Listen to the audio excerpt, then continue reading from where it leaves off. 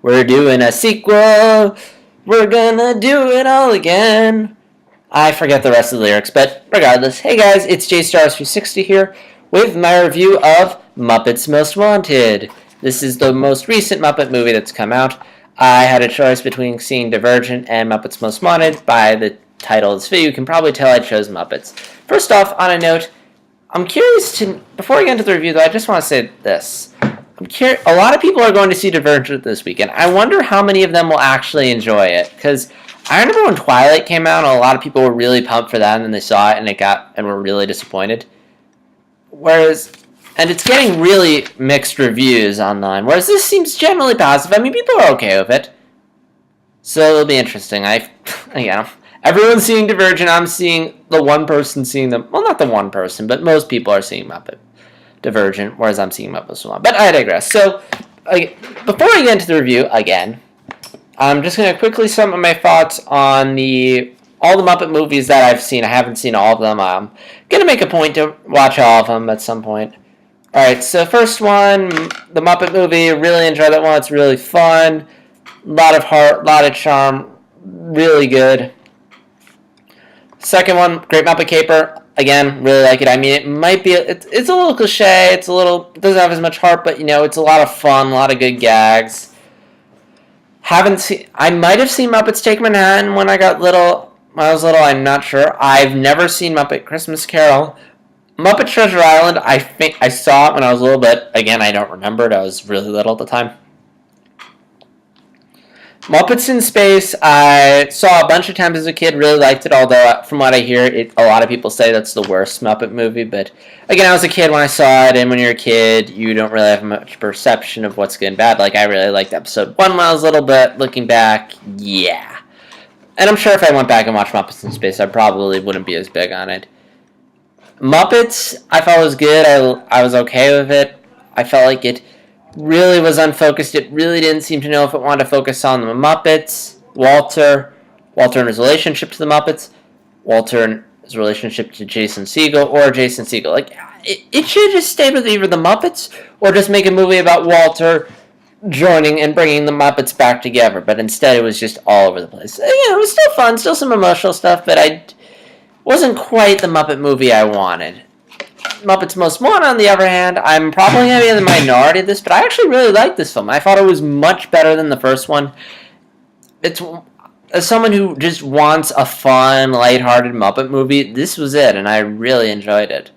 Had everything I wanted, lots of jokes, lots of fun. It actually focused on the Muppets this time as opposed to Jason Segel. I mean, there's celebrities in there, but they are kind of, I don't feel like they're hogging the spotlight the way Jason Segel and Amy Adams did in the last Muppet movie.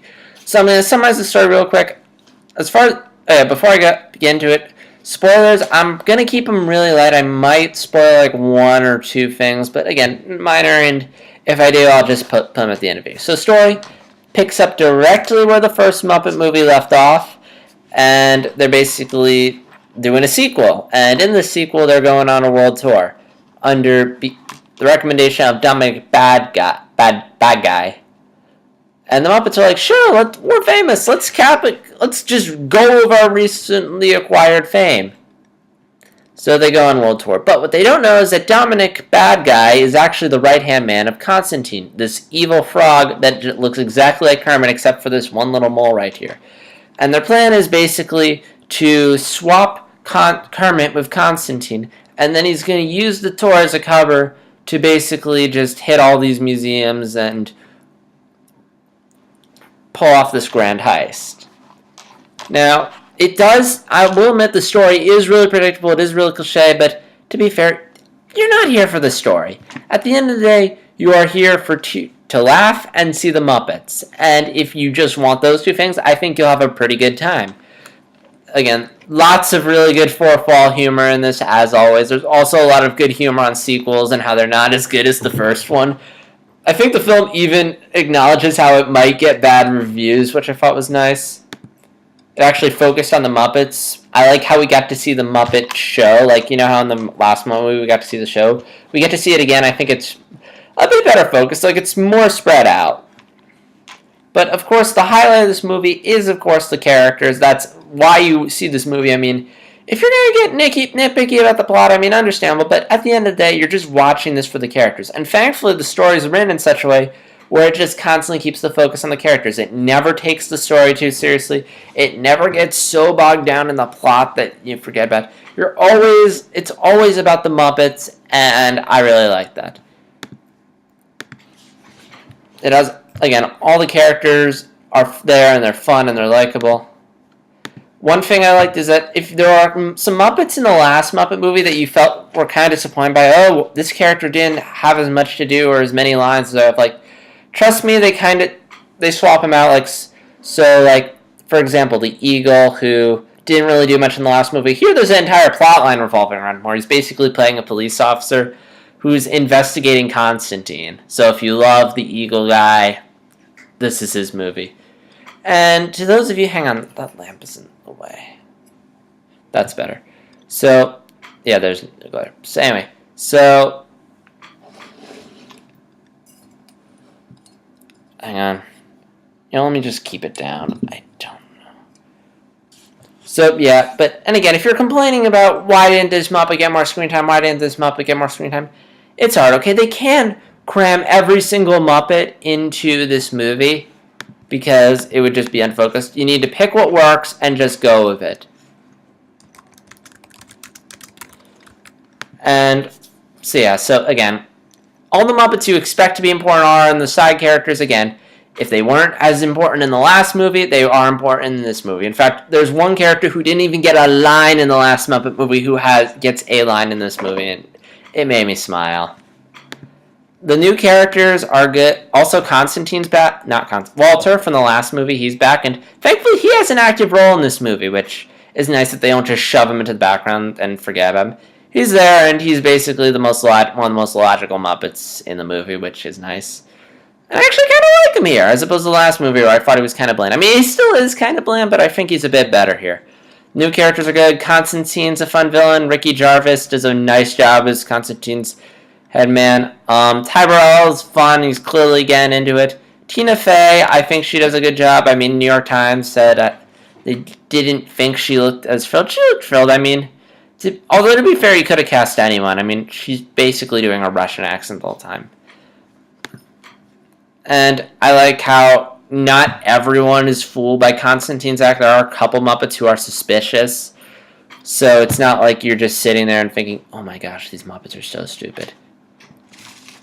And also, as you expect, there are lots of great celebrity cameos, most of which made me smile.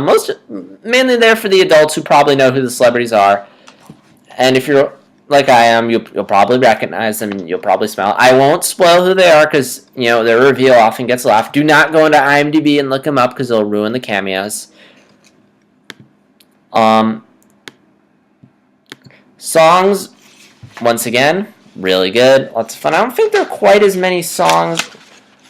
I remember a couple of the songs. The opening number is going to be the one that's stuck in your head, and yeah, I can remember a couple of them. I mean, it's not like Frozen where I literally remember like every single song, but again, there are a couple that stick with me, and that's always a good sign. If I walk out of a musical and I don't remember any of the songs, it's usually a bad sign. And there are pop songs in here, but it works because Constantine's suggesting them, and under normal circumstances, the Muppets wouldn't do pop songs. So it's kind of a satirizing how integrating pop songs into movies that don't need pop songs. I think that's kind of cool. If I were to criticize the movie, again, it is a little cliche and predictable. It's a bit more gag heavy. It doesn't have as much heart. So if you're one of those people who loved Muppets, the last Muppet movie, and loved how emotional and heartfelt it was, you're probably going to be disappointed by this film because it doesn't have anywhere near as much heart. There is still some heart, there's some charm, but it's more like Great Muppet Caper, where it's a lot of jokes and stuff, whereas the last Muppet movie is emotional. So if you're one of those people who really wants another emotional Muppet movie, you're probably going to be disappointed. Yeah, maybe it could have had a bit more heart. Like the last Muppet movie had a lot of heart.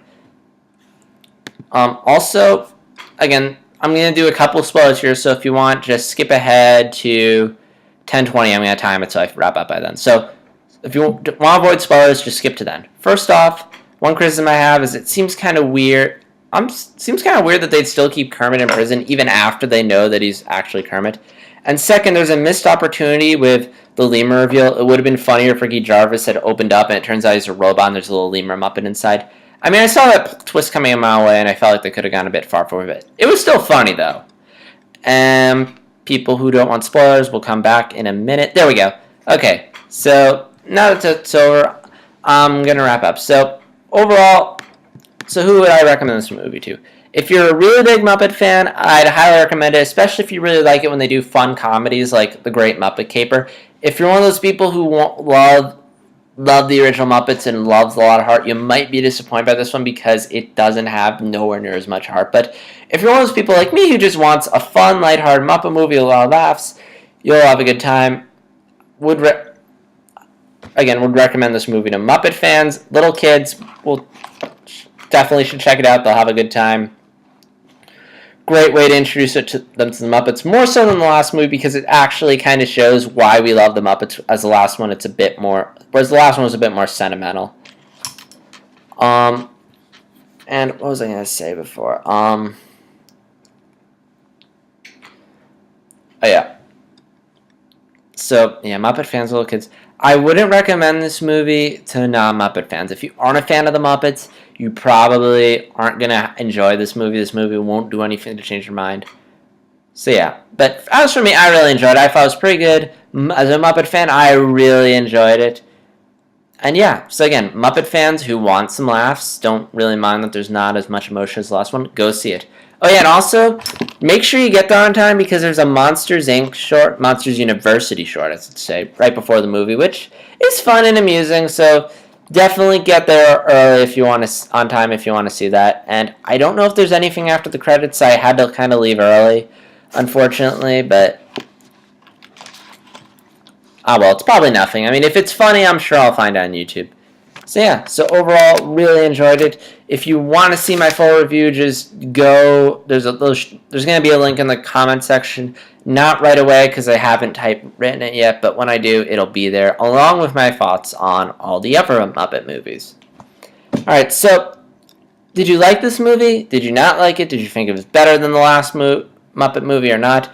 Also, what's your favorite Muppet movie and what's your favorite Muppet? Please share your comments in below.